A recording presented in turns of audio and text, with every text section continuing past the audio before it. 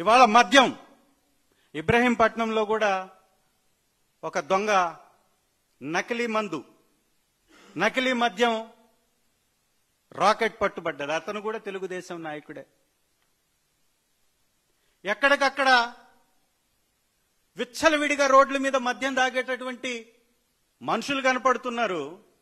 రాష్ట్ర ఖజానాకి డబ్బొచ్చి పడట్లేదు అని ఏంటి అని ఆరాధిస్తే అందరూ తలలు బాదుకుంటుంటే ఇది అసలు విషయం అని ఈ చిత్తూరు జిల్లాలో, కృష్ణా జిల్లాలో బయటపడ్డటువంటి ఈ ఉదాంతాలను ఒక్కసారి గాని చూస్తే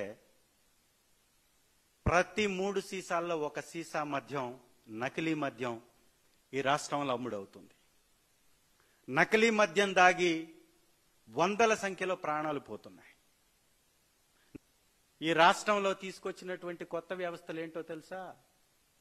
నకిలీ మద్యాన్ని దొంగ చాటుగా తయారు చేసే ఫ్యాక్టరీలని తప్ప ఒక్కటంటే ఒక్కటి అతని చరిత్రలో ఈ రాష్ట్ర భవిష్యత్తు కోసం, ఈ రాష్ట్ర ప్రగతి కోసం, ఈ రాష్ట్ర అభివృద్ధి కోసం తీసుకొచ్చినటువంటిది లేనే లేదు అని చెప్పటం అతిశయోక్తి కాదు.